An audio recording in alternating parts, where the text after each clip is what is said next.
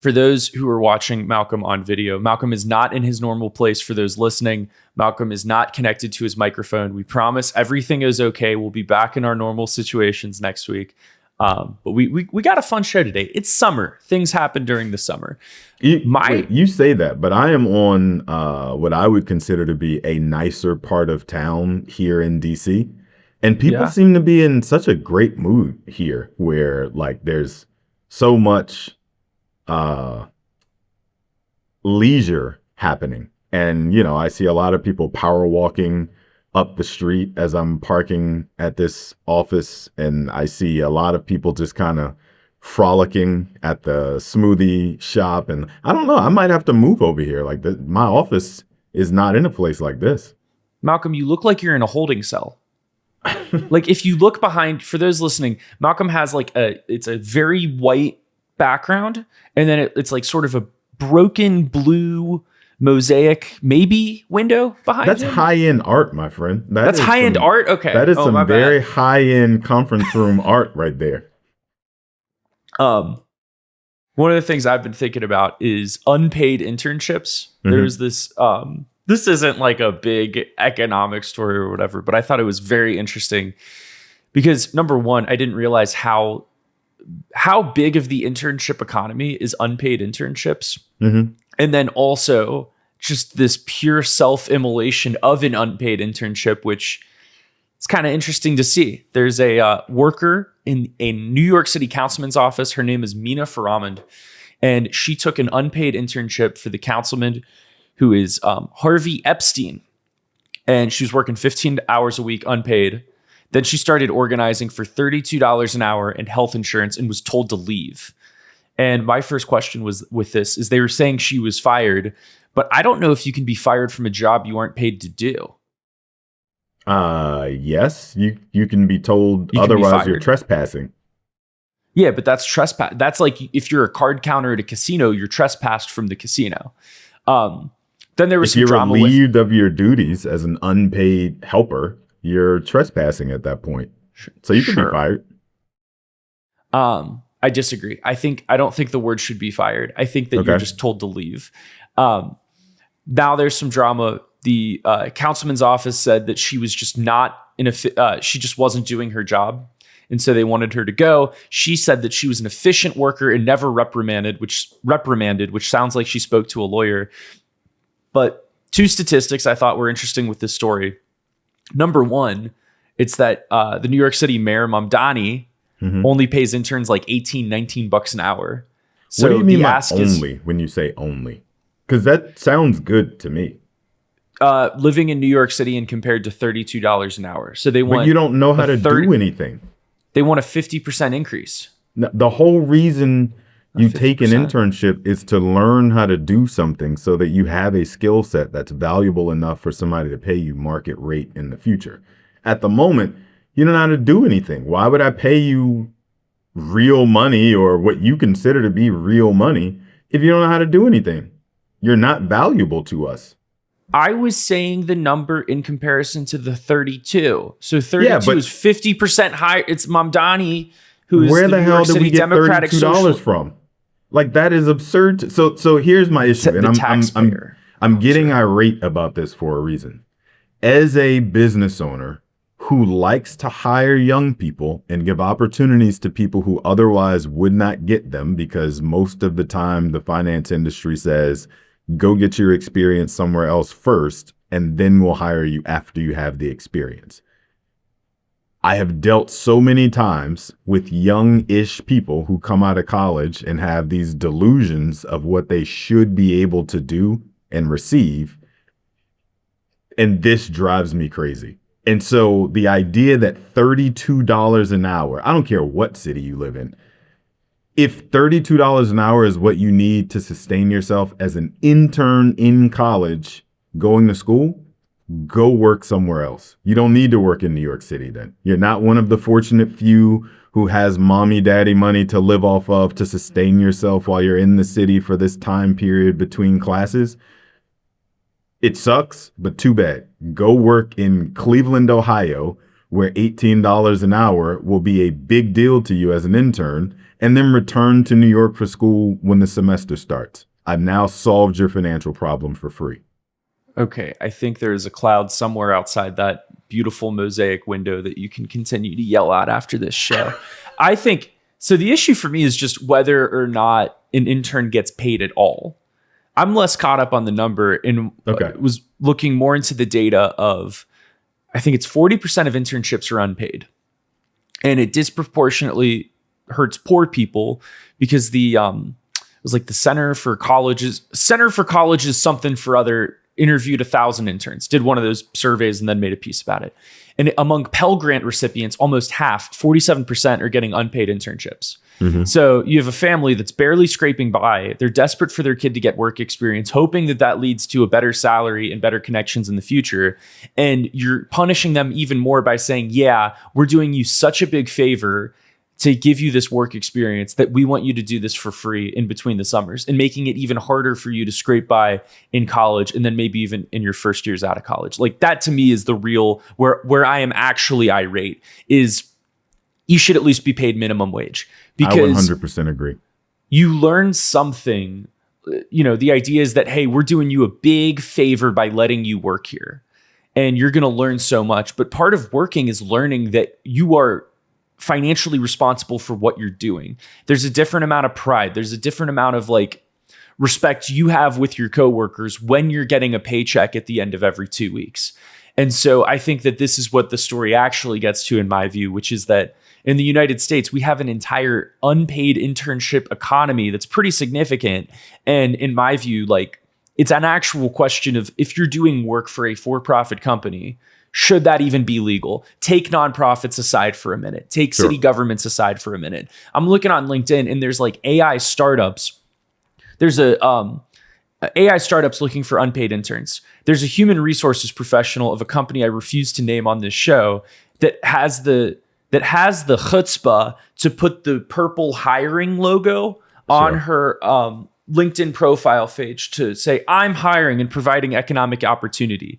It's a 6-person team, and they want 3 unpaid interns for data entry, data analysis. I saw one. It's an unpaid internship to work in a nursing home. And granted, nonprofit, but still, you're doing heavy work doing that.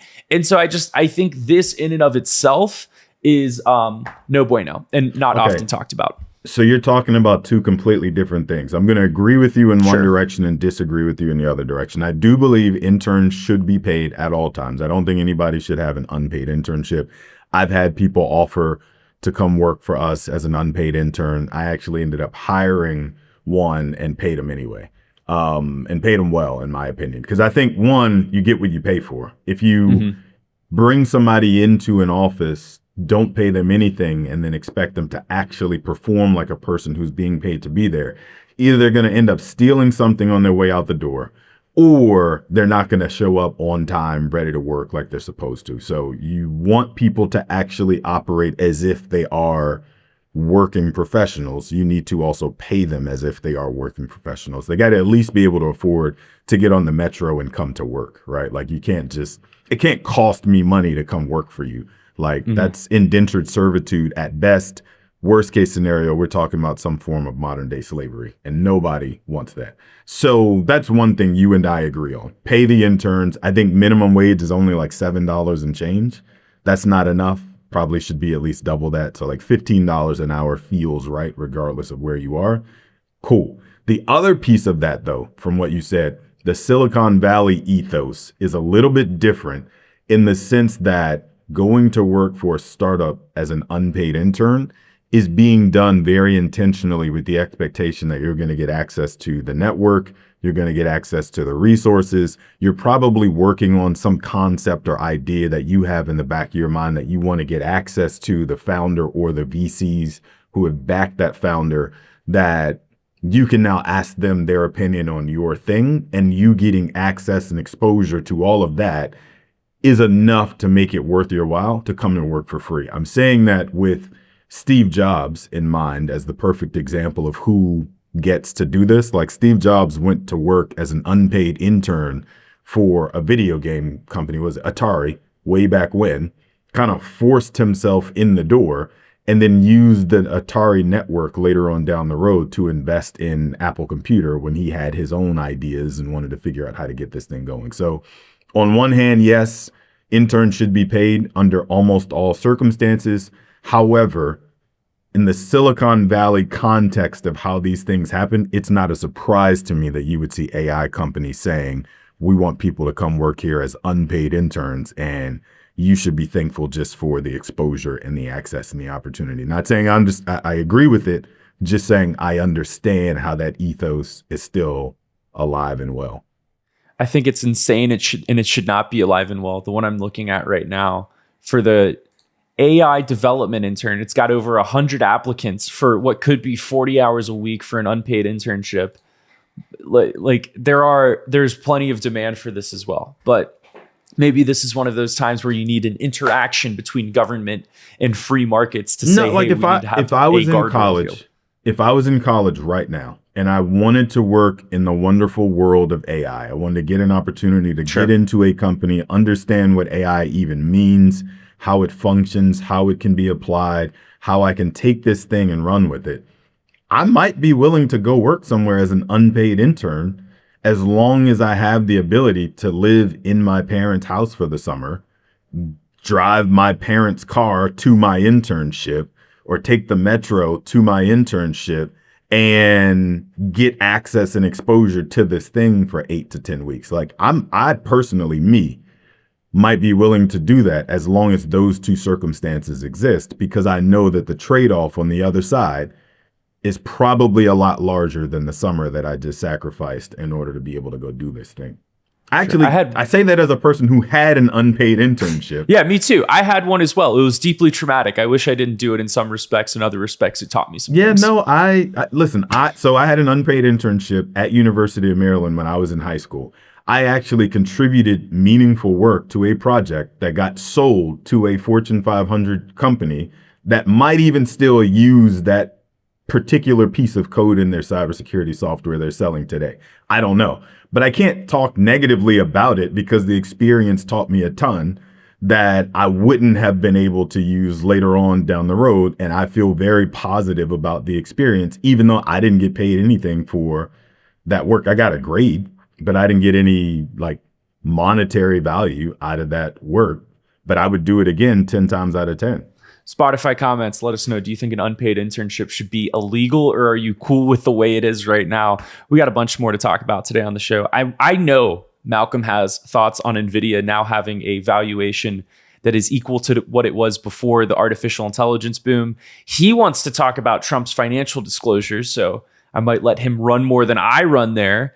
And then I've decided that I can personally fix Dave & Buster's as a company. After looking at it, this might be this might be my personal, there was resist and unsubscribe, the Scott Galloway movement to tell people to cancel all of their paid subscriptions to let the Trump administration know that they've had enough and they're sick of it. We were the #2 resist and unsubscribe podcast in the United States. It's an accomplishment that we've never stopped being proud of. Also, the difficulty of getting there is another story. However, my personal resist and unsubscribe movement might be launching an activist shareholder campaign against the arcade chain that has a bunch of flaws. Anyway, let's get into it.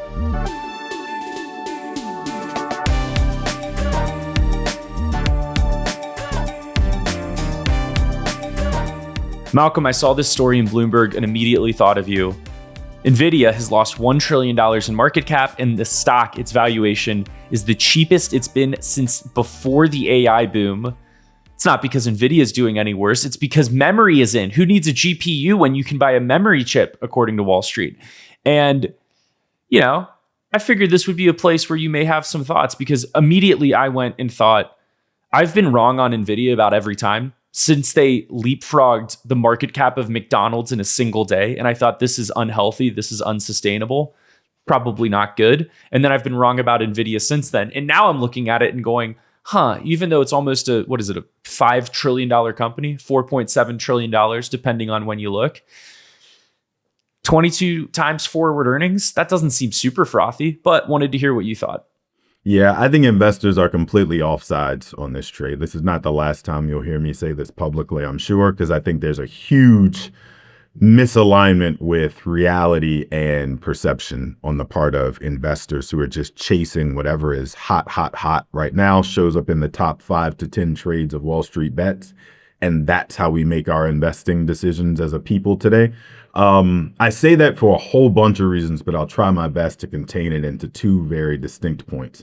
On one hand, I think there's a setup here for investors who want to add to Nvidia or get into Nvidia for the first time. I don't know that 200 and whatever dollars where it's trading right now is going to be the absolute best price that you're going to get for it.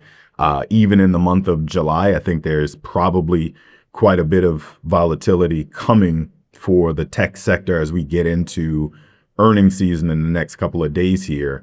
And that's going to drive the tech sector crazy. And so I think you'll probably get a better shot at pricing on Nvidia very soon. That said, even here, probably a decent place to start building a position. And the reason that I say that is because Nvidia understands the memory business just as well, if not better, than a lot of the companies that people are piling into and saying, oh, no, it's not GPUs, it's memory, because memory has the shortage. And that's where we want to be, because if there's more demand than there is supply, then, my college economics class tells me that that's the place to be as an investor.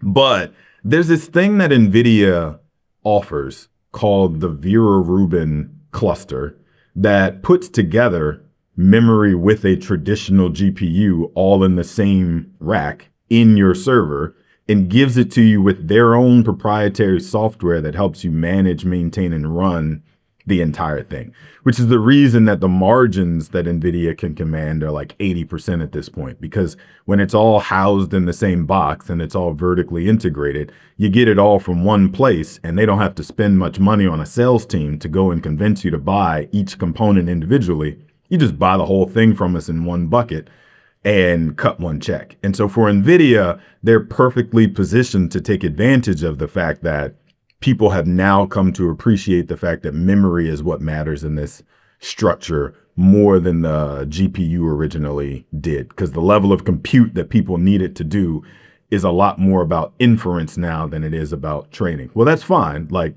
Jensen Huang has been great about finding what the next parade is going to be and then jumping out in front of it as if he was there all along. So I have no doubt that Nvidia is going to be able to figure how to message to people like that's what the Vera Rubin cluster was built to do. You're singing our song. I don't know why it's been left behind so much the way that it has, if not for the reason, this is point number 2 that I'm trying to tie together in here as neatly as I can. The company just has a perception problem, which is that the average person is looking at it and saying, how much more productivity can Nvidia squeeze out of what it currently does? Who doesn't have Nvidia GPUs that wants Nvidia GPUs? Or who doesn't already have Nvidia's GPUs that wants them? Who doesn't see an opportunity to compete against Nvidia in the hands of any of their competitors as a better investment at this point? Because what else can they come and tell us that's going to wow us as an investor populace or as a shareholder class? So I think those are the things that are competing against Nvidia right now. It's the attention of the investor who doesn't actually understand that SK Hynix, for example, is going to be even more capacity constrained than Nvidia. So if your concern is, well, Nvidia can't actually build to suit its existing customers and its backlog, they're not going to be able to work their way through all that backlog that they keep bragging about. How in the hell do you think SK Hynix is going to be able to do it? Or Micron, or whoever else is the new hot name that people are chasing. So I think there's a huge opportunity there longer term. I don't know that that means tomorrow morning the share price goes from 200 to 250. I would be looking at it if it wasn't already the 3rd largest holding in my own personal portfolio. And that's even after I trimmed it twice this year. So I just don't have more room to own more Nvidia. But I do think this looks like an opportunity where what the market is seeing and what is actually happening fundamentally under the surface at the company don't match. It can be fixed in your view with a press release because they do a different type of memory than the big memory players that are getting a bunch of heat right now, in a good way, heat from the stock market. Yeah. When I look at Nvidia, and I know this is silly, this is pea-brained thinking. Yes, I know it's 22 times earnings, but do you know how like your brain actually can't perceive the size of our solar system? Like you can get a bunch of numbers on how big the sun is or how many stars are in the galaxy. And you can say, yes, I'm looking at a number of X many light years, but just for my capacity of my brain, I can imagine 100 feet, but I can't imagine, 2 light years. It's kind of how I feel about $5 trillion. I'm like, one company is $5 trillion. Like, what else can you do? And I know that type of thinking has kept me from jumping in at 1.5 trillion, 2 trillion, 3 trillion. So I am trying to grapple with that part of my brain where I know that is a bias that I have, where I think that, the bigger the number, the harder it is to double, except increasingly it seems in the case of big technology companies. Here's the example that I heard somebody give. It's not related to this, but it's related to this. They were talking about Elon Musk and the fact that, to your point, our pea brains can't even really fathom how large $1 trillion is, or what it means for a person, an individual person, to be in control of $1 trillion of net worth. And the example I got was, if you, as an individual person, were to drop a penny on the ground, you'd look at it and go, and keep walking. Well, sorry. If you were a person who makes $100,000 a year, you drop a penny on the ground and you go, I'm not going to bend over to pick it up. The equivalent for that, for Elon Musk, would be if he was to drop $100,000 on the ground, he would look at it and go, not worth picking it up. Like, that's the context that we're talking about here. Sure. That does help your brain go, oh crap, like I have to work an entire year to earn the amount of money that he would drop on the ground and just keep walking by. This episode is sponsored by Capital Area Planning Group. Capital Area Planning Group is a fiduciary wealth management firm that specializes in helping high net worth individuals and families navigate the complexities that come along with managing concentrated stock options, multiple income streams, and an ever-changing tax code. While our team of certified financial planners are well-versed in all things personal finance, our areas of expertise include equity compensation, estate planning, and multi-year tax planning. At Capital Area Planning Group, we believe in pricing transparency. That's why our fees are posted on our website, right alongside the various services we perform on behalf of our clients throughout the year. If you're tired of receiving the same cookie-cutter advice from your financial advisor, then don't wait. Reach out to us today at capgllc.com to experience a better approach to wealth management. Again, that web address is www.capgllc.com. I know you've been wanting to talk about the President Trump financial disclosures for a while. So this is going to be your opportunity. You're going to need to bring me into this because it's 100 degrees out in Denver, Colorado. It's like, I'm sweating. It's hot out. Can I care about crypto when it's 100 degrees out in July? I thought of this quote from Tim Dillon before he had Maggie Haberman and Jonathan Swan, the New York Times reporters, have a book out about Trump. In one of my favorite comics, Tim Dillon had him on his show. And he said before he had them on, quote, "Once you know that it's all a sham, how exactly are you supposed to care that much about how and why?" It's like someone rips you off. You go, yeah, you got ripped off. You're in a car with your wife. Here's what probably happened. You go, yeah, we got scammed. I don't want to keep going over this. And anyway, your thoughts on the Trump financial disclosures, Malcolm? Well, so it's not even so much that like I'm dying to talk about this because I told you, like, my political stance at the moment is kind of like, yeah, whatever. Like, what are we collectively going to do about much, if not any of it, because the American populace has voted the way that they have, and the folks who put this country together and its constitution decided that things would flow the way that they did. And so we got to wait it out, basically, is our best recourse at this moment. So anyway, like, what I think is important, though, is the fact that there's been this shift where initially you and I were debating, should Congress people be required to disclose their trades? Can Congress people be allowed to trade individual stocks especially in the companies that they have connections to and they are in conversations with and whatever, or should they be forced to buy ETFs and mutual funds and whatever? Traditionally, President of the United States, their money goes into a blind trust that's controlled by some other body at Goldman Sachs somewhere that they're not allowed to even communicate with about what's happening with their money while they're in office. Breaking with tradition is a president who says, forget all that. I'm not telling you jack about what I own, how it's invested, who controls it. Initially he tried to make the case that, my sons are going to run it and they're not going to tell me anything that's going on. And sure. All right. But now what we're getting is actual numbers being put to how much his family has made on this crypto venture that they've been tied to. There's been a lot of investigative reporting done on how pardons for people like CZ, who are crypto billionaires that, let's say, skirted the law at best, right? Have been able to buy a pardon. And one of the reasons that the pardon was for sale in the first place is because he's worth more to the Trump family outside than he is in jail, right? Because he single-handedly is capable of helping to push their crypto empire even further. Then they look into how much money his followers and fanatics have lost on this crypto venture. Meanwhile, his family has made something like $600 million or something directly tied to this one world coin that they've been a part of. Then we get the stock disclosures, and you get a president who single-handedly can move the markets with one tweet, and will single-handedly move the market with one tweet or one seemingly offhanded statement from a White House press conference when he says, I love Dell computer. You all should go out and buy a Dell computer. And then we find out he's got $5 million worth of Dell stock. Those are the kinds of things that I think. So we weren't really willing to galvanize ourselves behind all of the social stuff that people might take issue with, like encouraging people to go storm the Capitol, for example.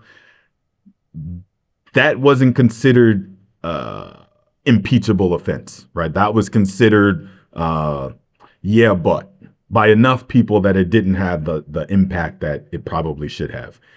The thing we as American citizens collectively care about, though, is our money. And the people who actually do, in my opinion, have a lot more wherewithal and a lot more to say when it comes to these kind of moments are the investor class. And I am curious how long the investor class is going to be willing to allow one person who has that much sway over their own individual dollars to use that sway in a way that doesn't benefit or, God forbid, hurts their pockets. And that is, I wonder, if maybe what we're starting to see. Because it's not a thing where people are like, there's a rumbling happening or there are murmurs out there in the ether where people are like, oh, that's messed up. There's the people who are lining up to try and profit from the trades. And then there's a lot louder people I'm starting to notice who are like, oh, we need to do something today. You said people are losing money. At the same time, the S&P 500 is, if not it's close to an all-time high.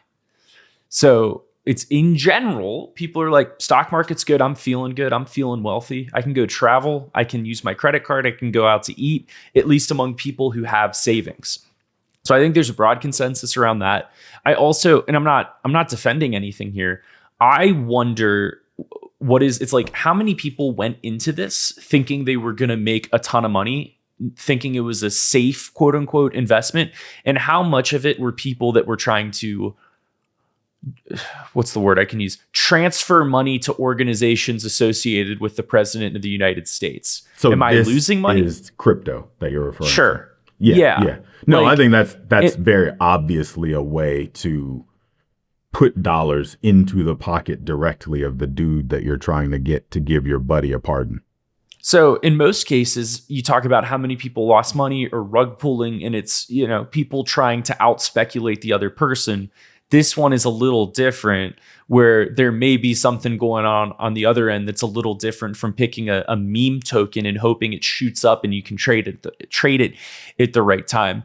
I thought this quote was emblematic of, I hope this quote is written in history books. Neither the president nor his family has ever engaged or will ever engage in conflicts of interest, White House spokeswoman Anna Kelly said. All actions by President Trump and his administration are taken in the best interest of the American people. Can you feel the contempt? Just like, can you feel the contempt in that?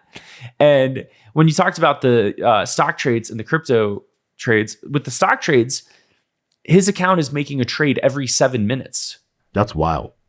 Which is just, for someone who probably has some direction over it, the amount of multitasking you have to do to be in a hot war with Iran, lots of social and domestic issues, and then pulling the trigger on a stock trade every 7 minutes. Yeah, blind trust, whatever. I don't think it's a blind trust pulling the trigger maybe every 14 minutes. I would not be surprised if this guy has the Robinhood app on his personal cell phone up, placing trades himself directly. That would not surprise me at all. And then one thing, what? I take that back. He's a very old school guy. He probably has a broker that he picks up the phone and calls and says, Johnny, buy me 2,000 shares of SpaceX. Like, I don't think he's on an app doing anything himself. I think he picks up a phone directly tied to his broker. If I ever run for Congress, one of my campaign platforms is that I will trade stocks, but I'm going to tell all my constituents which stocks I'm going to trade 48 business hours before I make the trade.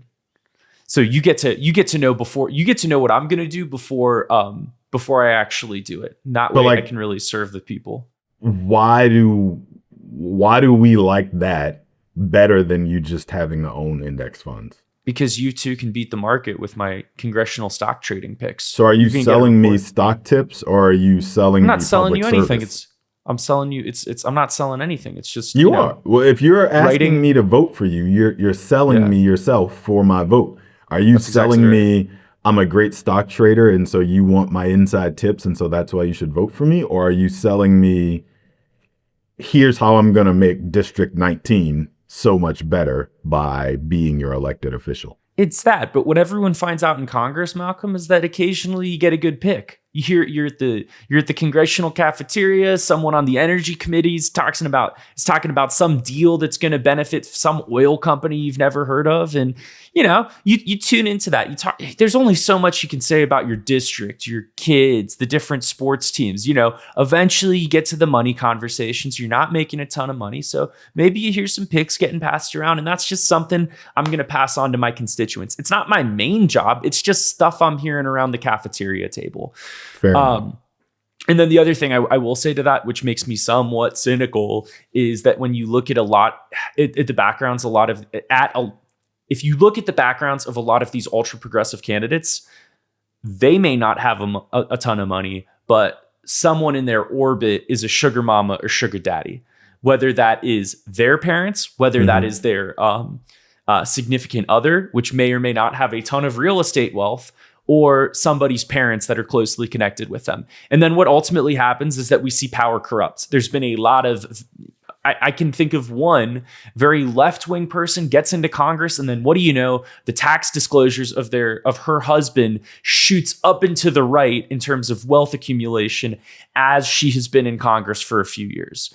So there is an element of that, which is, you're absolutely right. Maybe you personally have come from nothing, or that's the story you're telling your constituents. But the time you get into Congress, you start hearing about those tips at the cafeteria table. You start hearing about an opportunity that could really help your cousin. And you know what? Is this stock trading thing, is that your number one issue? Do you want to focus on something else? Environment, food safety, immigration. Let's put your attention elsewhere. Okay. That's my thesis on that. I was gonna lie and say I'd like to find out that I'm wrong and you're right on this one, but that's not true. I am pretty confident that I am right, and I also hope that I'm right. So I won't even say that at this point. That you're right that this thing's gonna get passed? Yeah, that I'm right that this kind of in-your-face corruption is going to be enough of a thing that charges people up, the investor class up, that they are going to be pushing for blind trusts. these ETFs? Not even blind trust, just ETFs and mutual funds. Yeah. Okay. All right. I hope so. We'll see. I don't know if this is a good Substack piece, like a thoughtful Substack piece, or if this is something that is going to have continued real effects down the road. But it is that among people, I would say in our generation and younger, of a just not only slight distrust, but a complete distrust in authority and institutions, which in my view, it was like COVID to Epstein to these kinds of stories where you're just like, I don't trust those powerful institutions at all. And if that eventually has an effect on the stock market, or if that's just something where you can raise your fist and have very high and mighty thoughtful thoughts about it. But I am wondering, I'm like, is this a 10 to 30 year problem where people in our generation are just like, I don't trust this system at all. And I'm getting more information from the internet, good and bad, sometimes accurate, sometimes not. But that leads to just a complete collapse in trust of whatever the officials with suits and ties are telling me. Time will tell. All right, we can do Dave and Buster's. Anything else you need to get off your chest before I pitch you on let's becoming an activist shareholder? Video games and electric lemonade. I'm thinking about electric lemonade. I'm starting to think, I think this could be fun. So I'm going to workshop this idea with you. There was a story in Slate Business about how Dave and Buster's is opening the door to have raves in their establishment. And Dave and Buster's is a place that I actually have a lot of like childhood nostalgia for. I remember you walk through the dark hallway and then you get to the midway and there's an overwhelming amount of games of racing, ticket games, all kinds of stuff, and big Papa shots, and thinking like this is awesome when you're a little kid. Simultaneously, the company now has had same store sales decline in every quarter since 2022. So people are not going back there. And there's a multitude of reasons for that. I think value is one of them. I think they have not been able to adapt tastes to the growing trend of barcades because the system that Dave & Buster's operates within has been growing at the same time. There's more bar arcades opening up. And so one solution has been, let's put on events here. And one of those events is putting raves on to get people in the door. So we're going to have a DJ in the arcade. I don't know if the games are on or off, but one of the things that I think is so interesting about this is you're seeing, first of all, do you know how like CEOs love to talk about where their company is in terms of sports innings? We're in the second inning. We're in the third inning. I think by the time your arcade is saying, to heck with it, let's try putting on a rave, I think you're in late in the fifth round of a fight, realizing you need some sort of knockout. So you just kind of start flailing, would be my sports metaphor here. You just changed metaphors from baseball to boxing in the middle of this, but I'm following. That's it. That's okay, fine. You're in the ninth inning and you're down by 9 because you're realizing that you're losing money and you're going to make every excuse you can. We're going to have some BS back to basics strategy. But what I think that is so interesting about this is that the solutions are so obvious, and you have a management team that refuses to implement any of them. So let's just focus on some pricing things. Let's have occasional one-off events, and then we're going to continue to see traffic slide out until eventually maybe we get taken over or we have to declare bankruptcy. So what is the solve that you are pushing for that you think is a better idea than live events? So first of all, before I get to the solve, I think I need a title. You know how like there's a lot of like we're having this they have the back to basics strategy. Mm-hmm. I need to think of a title that's like, if you're against it, you sound like a jerk, like customers win, player won, like something where it's like when we're talking about this strategy, it's like something I can hang my talking points on. Yeah. I want to go in as an activist because I think the events are the right solution. However, they're not doing it in a way that's repeatable and sustainable.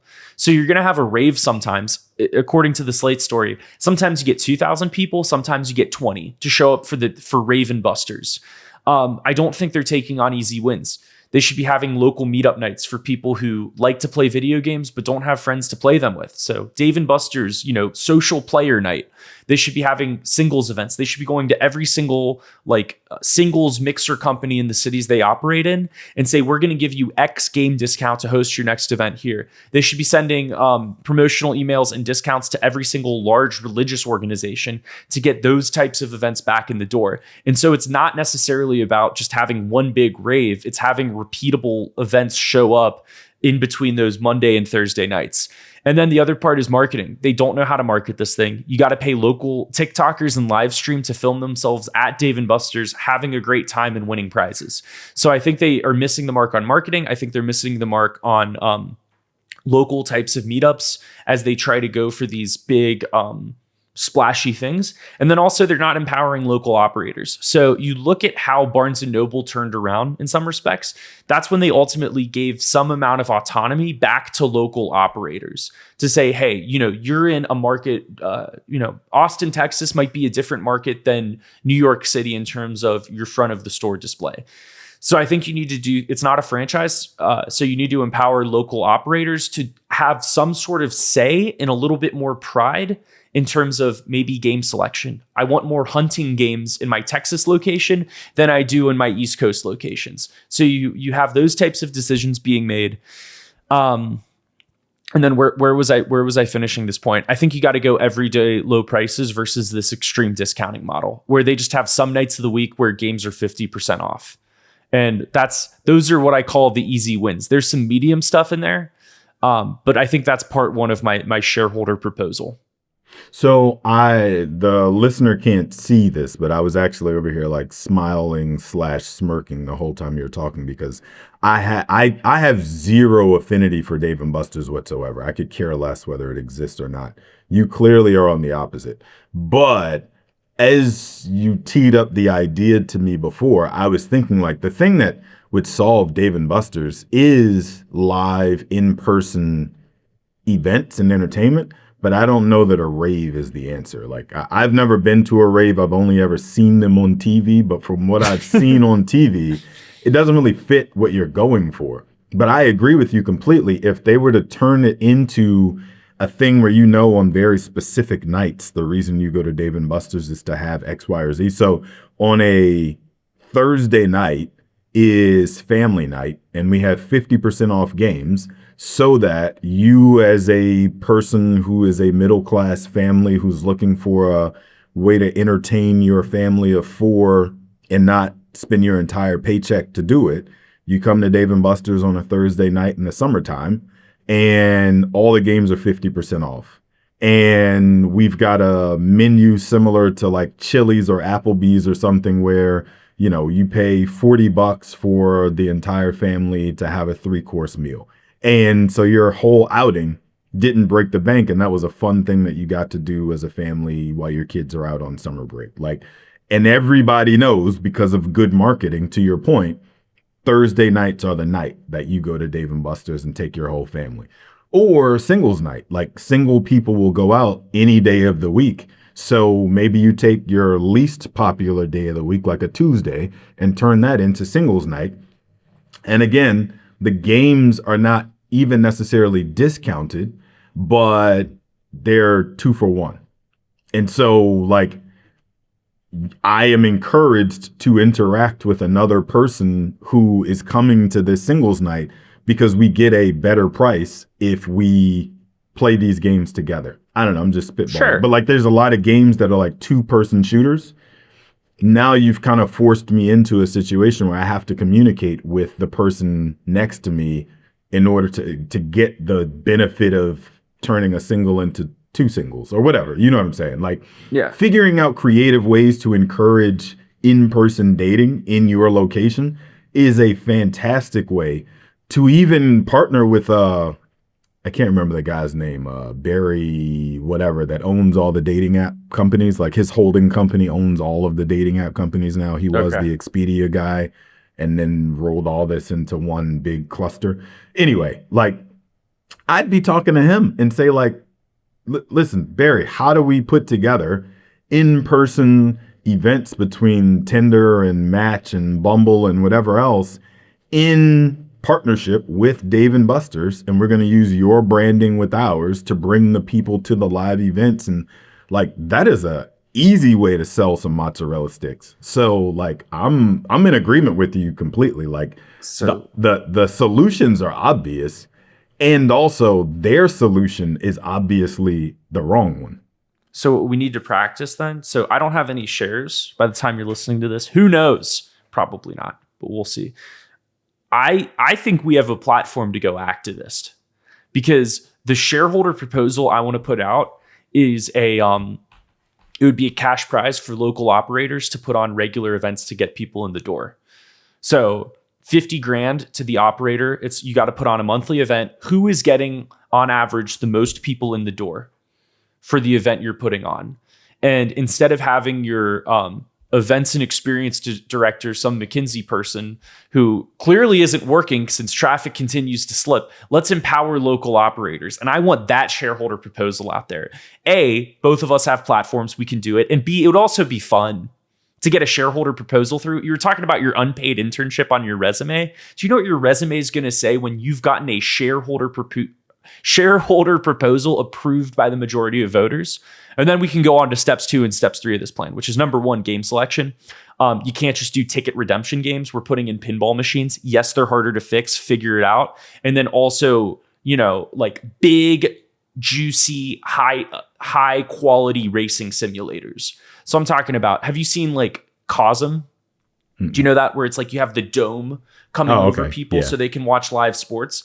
I want like a 20-foot dome, and there's going to be 4 of them, and it's going to be high quality racing simulators. So you're getting people in the door, not just to like win tickets, but also have these experiences that you can't replicate at home, or you can't just put on a widescreen TV, in order to create those high priced but valuable, memorable, repeatable experiences. So anyway, all of that's to stay. You've gone very complicated and very expensive on me. Like I feel like I just gave a That's step 2. No, that's but after you just we gave get me the like proposal step through. 22. Like I feel like I just gave a very small mom and pop problem to a Harvard MBA from McKinsey, and you just Harvard MBA from McKinsey'd it up with that last one. Like I gave you a $2 problem, and you just gave me a multi-million-dollar solution.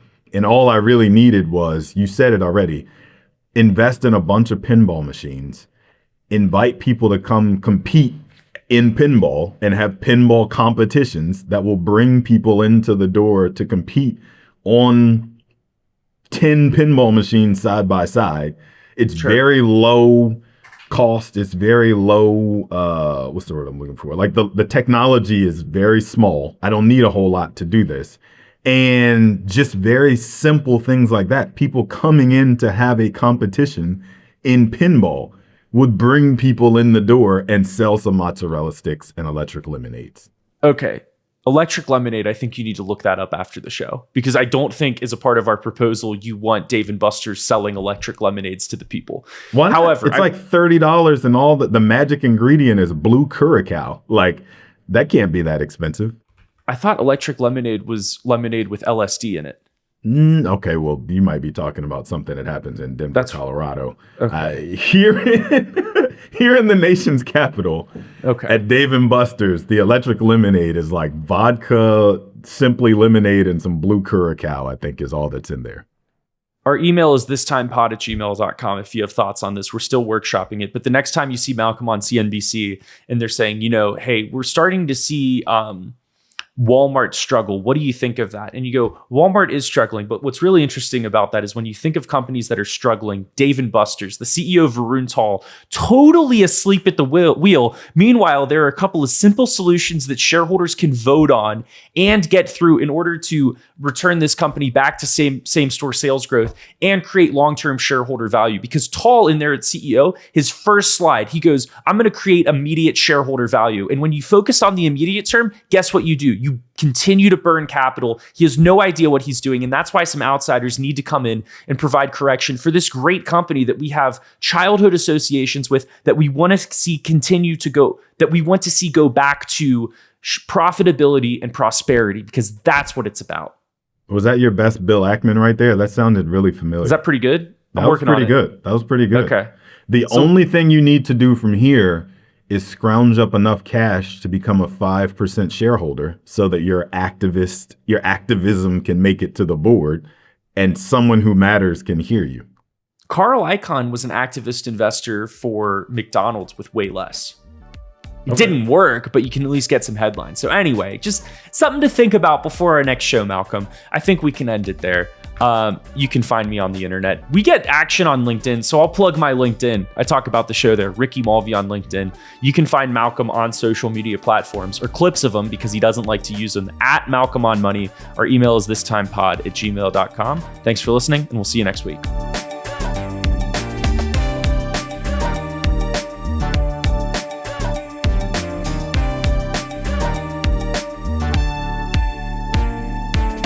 Information shared in this recording and by its guests represent the views and opinions of the guests and does not represent the views or opinions of the host. This content has been made available for informational and educational purposes only. This content is not, nor is it intended to be a substitute for professional financial advice. It is always recommended that you seek the advice of your financial advisor or other qualified financial service provider with any questions you may have regarding your personal financial situation.